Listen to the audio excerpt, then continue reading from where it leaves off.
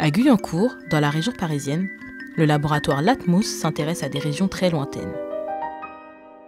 Vous êtes au Latmos, qui est un laboratoire qui s'occupe d'étudier les environnements terrestres et planétaires. Plus spécifiquement, nous sommes dans le laboratoire qui a vu la naissance du radar Wisdom. Donc Wisdom est un radar à pénétration de sol qui va permettre de sonder le sous-sol de Mars et d'identifier les endroits potentiellement intéressants pour aller recueillir des échantillons. Cette mission a pour objectif de trouver, si possible, des traces de vie passées, éventuellement présentes. On sait qu'en surface, l'atmosphère et les radiations sont tellement hostiles qu'on n'a aucune chance de trouver des traces de vie, et donc c'est dans le sous-sol qu'on va les chercher. Des traces de vie?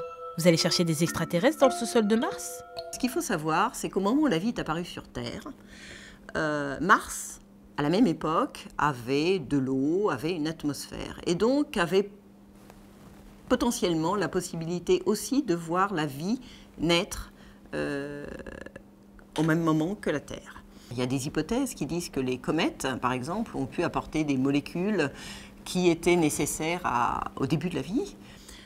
Sur Terre, bien entendu, la vie a évolué de façon de plus en plus complexe, et puis les traces de vie ont effacé le passé de la Terre.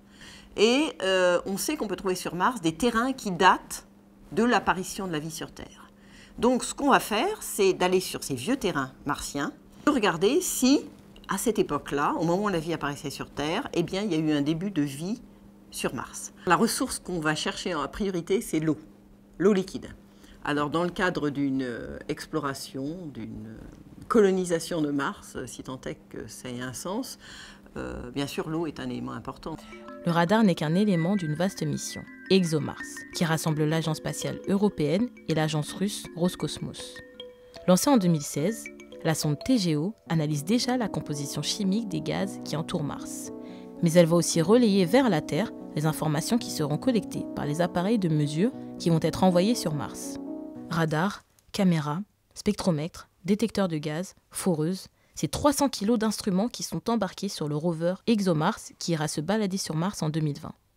Donc Wisdom va permettre de caractériser le sous-sol avant forage, d'identifier des endroits intéressants pour qu'on puisse se lancer dans une opération de forage qui peut avoir lieu jusqu'à 2 mètres de profondeur, donc c'est quand même des sondages qui peuvent être importants. Les échantillons sont ensuite amenés dans le corps du véhicule et analysés sur place par une série d'instruments qui vont faire de la minéralogie, de la biologie, de la chimie.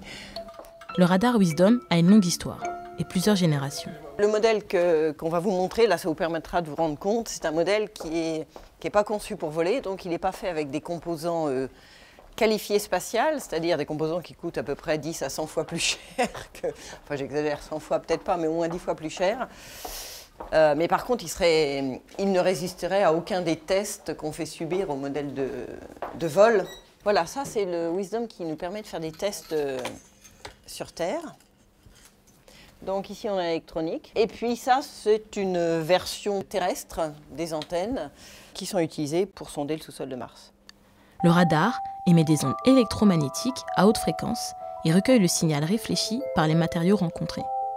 Wisdom est capable de distinguer des objets de quelques centimètres enfouis à 2 mètres de profondeur. On fait plusieurs mesures. Pour chaque sondage, on récupère une trace radar et à partir de ces traces radar, on peut reconstituer une image qu'on appelle un radargramme que vous pouvez voir ici. Et donc là, on est capable de dire, justement de suivre ce socle rocheux. On voit aussi plusieurs petites hyperboles dans tout le radargramme. Donc les hyperboles, c'est la signature radar de roches en sous-sol. Ça va nous intéresser soit pour avoir une idée justement sur les processus géologiques, soit pour éviter justement des zones à forer pour ne pas abîmer la foreuse.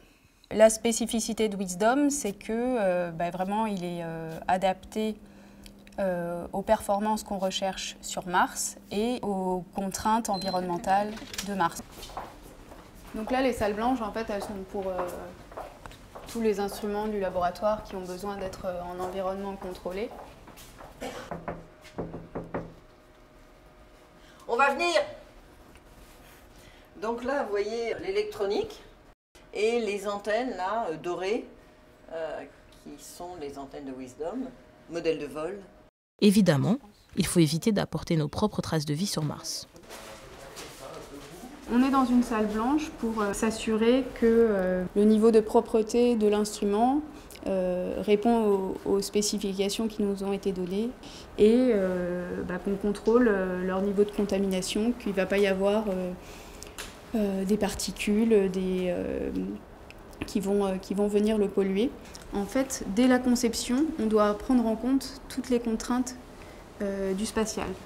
Donc en premier lieu, il nous faut des choses petites, de petite taille aussi réduite que possible, légères.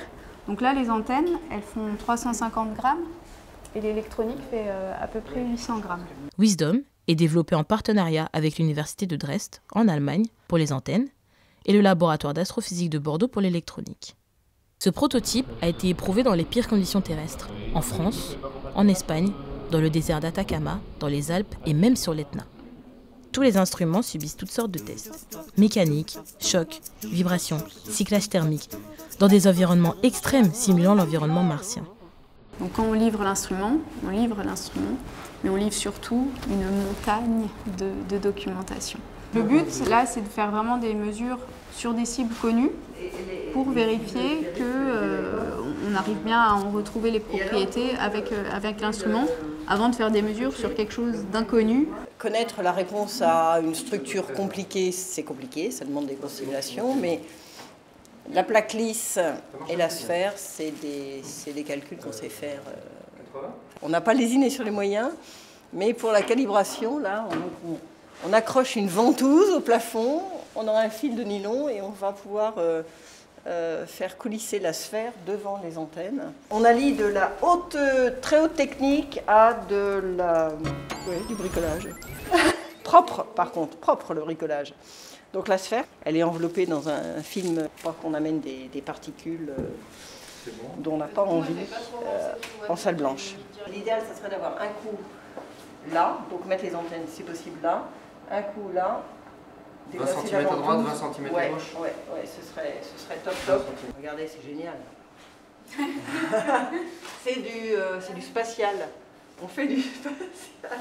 L'idée de la manip, là, c'est de vérifier qu'on a bien la réponse qui correspond à une sphère, et en plus de vérifier si le caillou est à droite ou à gauche du passage du radar. Donc voilà. Bon, moi je suis assez contente de cette innovation technologique. Voilà. Stop!